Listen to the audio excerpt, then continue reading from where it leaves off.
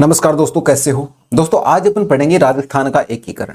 But Rajasthan का एकीकरण पढ़ने से पहले अपन थोड़ा सा इसके बारे में जानने का प्रयास करते हैं। देखिए मेरे प्रिय दोस्तों, भारतवासियों के लंबे संघर्ष के बाद इंग्लैंड की संसद ने 16 जुलाई 1947 को एक अधिनियम पारित किया जिसका नाम था भारतीय स्वतंत्रता अधिनियम।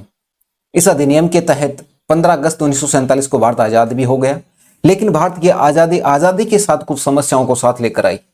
वह समस्याएं क्या थी कि इस अधिनियम की धारा नंबर 8 में लिखा गया था कि ब्रिटिश सरकार भारतीय देशी राज्यों से अपनी सर्वोच्चता समाप्त करता है और ये सर्वोच्चता भारतीय देशी राज्यों को लौटा देता है।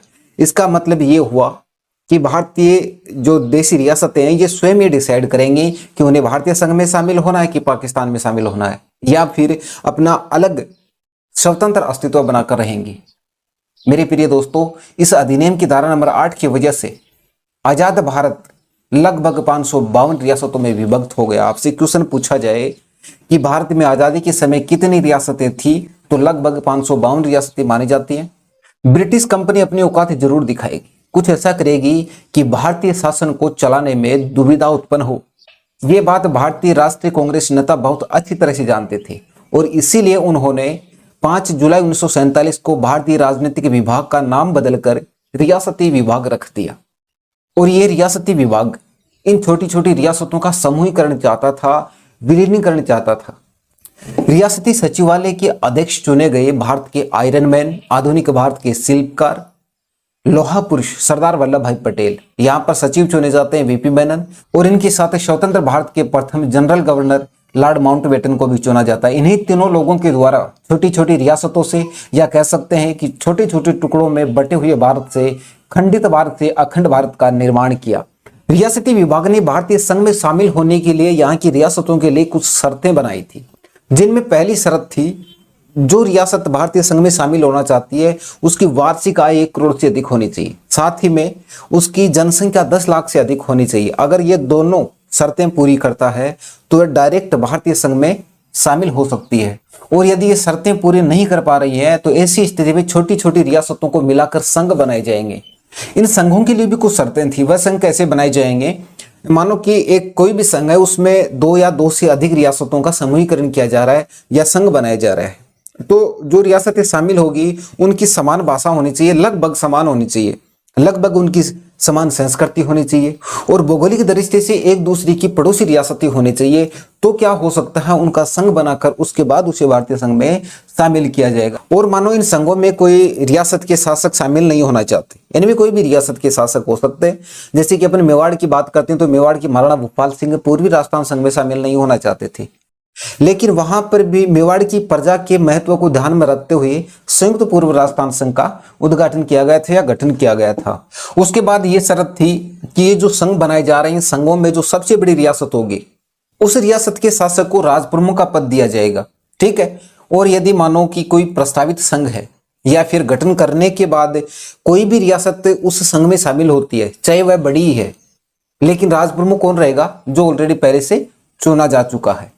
तो इन शर्तों को लेकर रियासती सचिवालय के द्वारा छोटी छोटी रियासतों के संघ बनाए जाते हैं। अब अपन बात करते हैं राजस्थान के एकीकरण की। राजस्थान के एकीकरण के समय राजस्थान में छोटी बड़ी 19 रियासतें थी, साथ ही में 3 ठिकाने भी थे, निमराना, कुशलगढ़ और लावा। यहाँ पर एक केंद्र शासित प्रदेश था जिसका नाम होता है अजमेर मेरवाड़ा। तो इन सबको मिलाने पर आधुनिक राजस्थान अस्तित्व में आया था। इन 19 रियासतों में सबसे बड़ी रियासत क्षेत्रफल की दृष्टि से मारवाड़ रियासत, जनसंख्या की दृष्टि से बात करें तो जयपुर रियासत, अगर बात करें सबसे पुरानी कौन सी थी तो मेवाड़ हो गई।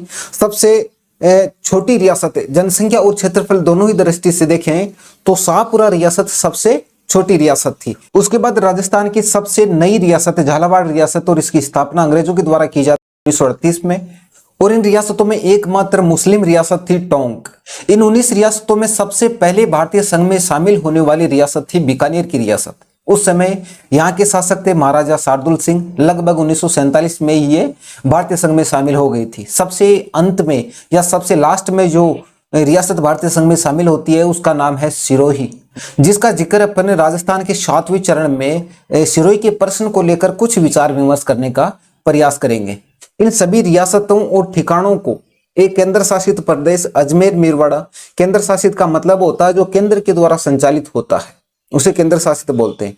तो इन सब को मिलाने में लगभग 8 वर्ष 7 माह और 14 दिन का समय लगता है। 7 चरणों में कार्य संपन्न हुआ था। राजस्थान के एकीकरण में जो सबसे पहले संघ बना था उसका नाम है मत्स्य संघ। इसमें 4 रियासतों को मिलाया जाता है, अलवर, भरतपुर, करौली और धौलपुर। इन 4 रियासतों के साथ यहाँ पर अलवर के नजदीक एक ठिकाना था जिसका नाम होता है निमराना। तो निमराना ठिकाने को भी मत्स्य संघ में ही शामिल किया जाता है। मत्स्य संघ का नाम मत्स्य संघ ही रखा जाए, इसके बारे में सिफारिश करते हैं के मुंशी। उन्होंने अपनी दलील पेश करते हुए कहा कि ये जो क्षेत्र है अलवर, भरतपुर, करौली और धौलपुर का जो क्षेत्र है ये महाभारत काल में मत्स्य जनपद के नाम से विख्यात था। तो ज्यादा उचित रहेगा कि इसका नाम मत्स्य संघ रखा जाए।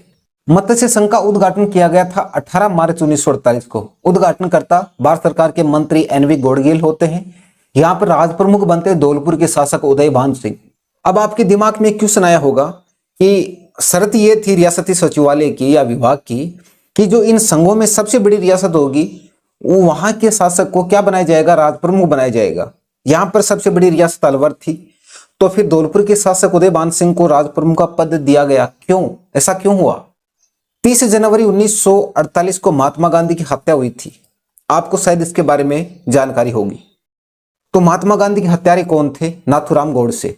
माना जाता है कि नाथूराम गोडसे ने अलवर रियासत में तेज सिंह के साथ मिलकर महात्मा गांधी की हत्या का षड्यंत्र रचते हैं और इसीलिए अलवर के शासक तेज सिंह को पूछताछ के लिए दिल्ली बुला रखा था। और यही कारण होता है कि मत्स्य संघ में राज प्रमुख के पद से अलवर के शासक तेज सिंह वंचित रह जाते हैं। मत्स्य राज प्रमुख बनते हैं करौली के शासक गणेश पाल देव। प्रधानमंत्री बनाए जाते हैं अलवर प्रजामंडल के प्रमुख नेता सुभाराम कुमाऊत को। और अलवर रियासत को मत्स्य संघ की राजधानी बनाया जाता है। दोस्तों, राजस्थान के एकीकरण के मत्स्य संघ से अगर कोई क्वेश्चन पूछा जाता है तो लगभग यहीं से क्वेश्चन पूछा जाता है।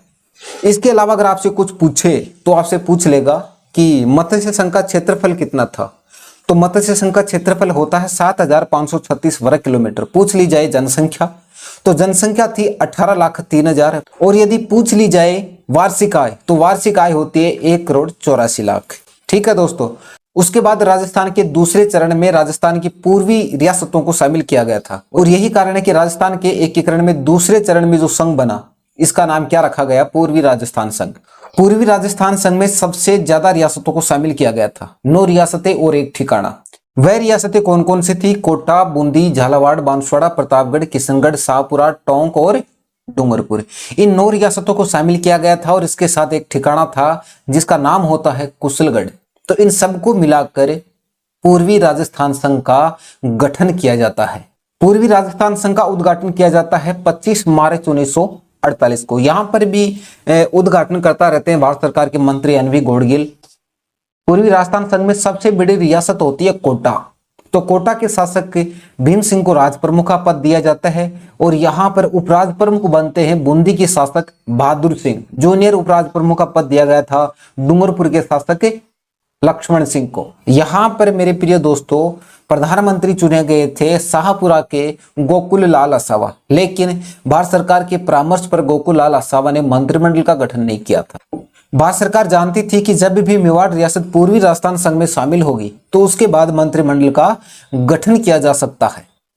पूर्वी राजस्थान संघ का कुल क्षेत्रफल था 16,807 वर्ग किलोमीटर। जनसंख्या थी यहाँ पर 23.5 लाख और बात करें वार्षिक आय की 2 करोड़ से अधिक होती है। उसके बाद राजस्थान के एकीकरण में तीसरे चरण में जो संघ बना उसका नाम होता है संयुक्त पूर्व राजस्थान संघ। ठीक है, इसका उद्घाटन किया जाता है 18 अप्रैल 1948 को।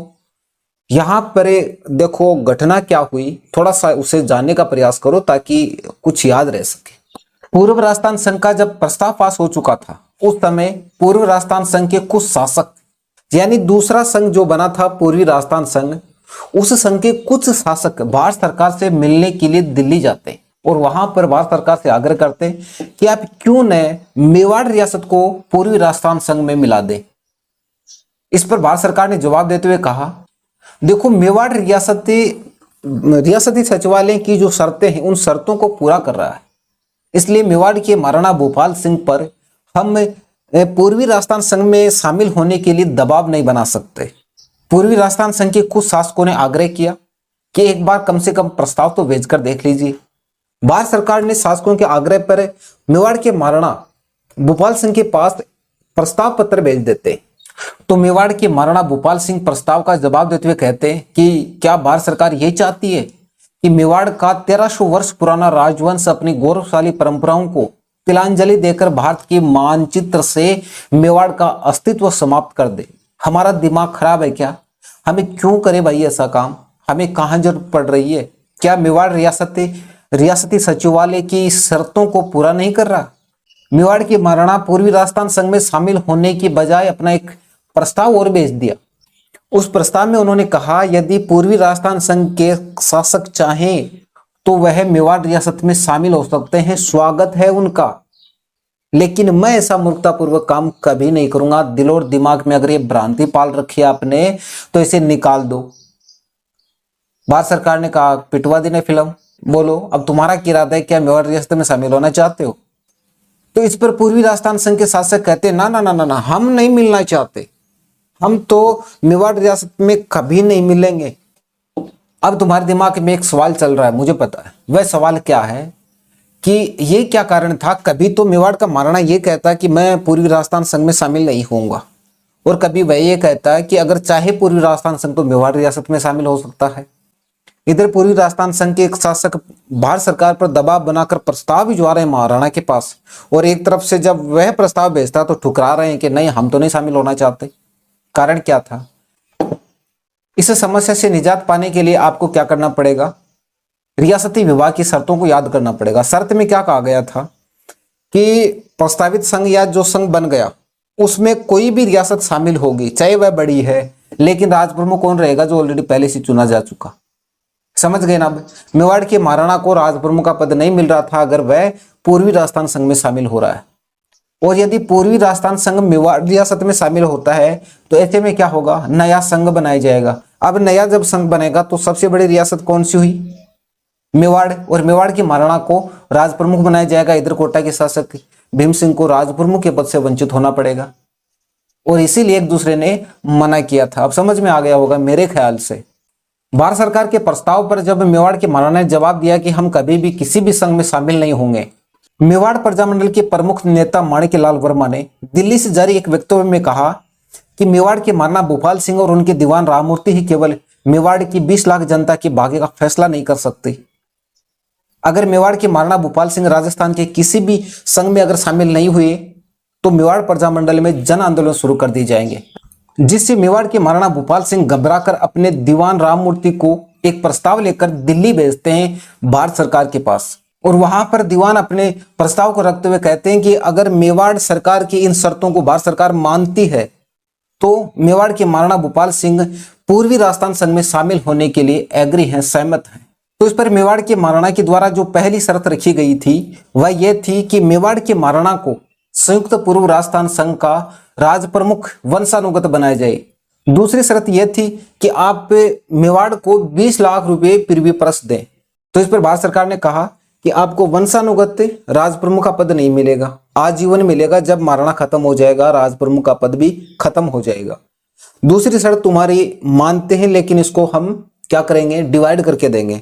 20 लाख रुपए मांगा आपने, डिवाइड करके देंगे। 10 लाख रुपए प्रीप्रस दे दिया जाएगा। 5 लाख रुपए मेवाड़ के ऐतिहासिक महत्व को ध्यान में रखते हुए धार्मिक कर्तव्यों में खर्च करने के लिए 5 लाख रुपए राज प्रमुख पद के वेतन भत्ते दिए जाएंगे। तो इस प्रकार से 20 लाख दे दिए जाएंगे, और मेवाड़ की महाराणा की शर्त के अनुसार उदयपुर रियासत को संयुक्त पूर्व राजस्थान संघ की राजधानी भी बना दिया जाता है। मेवाड़ के महाराणा और भारत सरकार जब दोनों तरफ से सर्टिफाई हो जाते हैं, संतुष्ट हो जाते हैं, तो मेवाड़ के महत्व को ध्यान में रखते हुए तत्कालीन प्रधानमंत्री पंडित जवाहरलाल नेहरू के द्वारा 18 अप्रैल 1948 को संयुक्त पूर्व राजस्थान संघ का उद्घाटन कर दिया जाता है। यहाँ पर संधि के मुताबिक राज प्रमुख का पद दिया गया मेवाड़ के महाराणा भोपाल सिंह को। उपराज प्रमुख बने यहाँ पर कोटा के शासक भीम सिंह। यहाँ पर जूनियर उपराज प्रमुख का पद 2 लोगों को दिया गया था, बूंदी के शासक बहादुर सिंह और डूंगरपुर के शासक लक्ष्मण सिंह। इन दोनों लोगों को जूनियर उपराज प्रमुख का पद दिया गया। यहाँ पर प्रधानमंत्री चुने गए थे मेवाड़ प्रजामंडल के प्रमुख नेता। ध्यान में रहे माणिक्यलाल वर्मा संविधान निर्मात्री परिषद के सदस्य भी रहे थे। पूर्वी राजस्थान संघ प्लस उदयपुर रियासत, यानी कि संयुक्त पूर्व राजस्थान संघ का कुल क्षेत्रफल था 29,700 स्वतंत्र वर्ग किलोमीटर। और यदि पूछ लिया जाए जनसंख्या कितनी थी तो 42,60,000, पूछा जाए वार्षिक आय तो 3 करोड़ से अधिक होती है। दोस्तों राजस्थान के एकीकरण की आगे की कहानी अपन राजस्थान के एकीकरण पार्ट नंबर 2 में पढ़ेंगे। मिलते हैं दोस्तों अगले वीडियो में, तब तक के लिए आपका बहुत बहुत प्रेम पूर्वक धन्यवाद।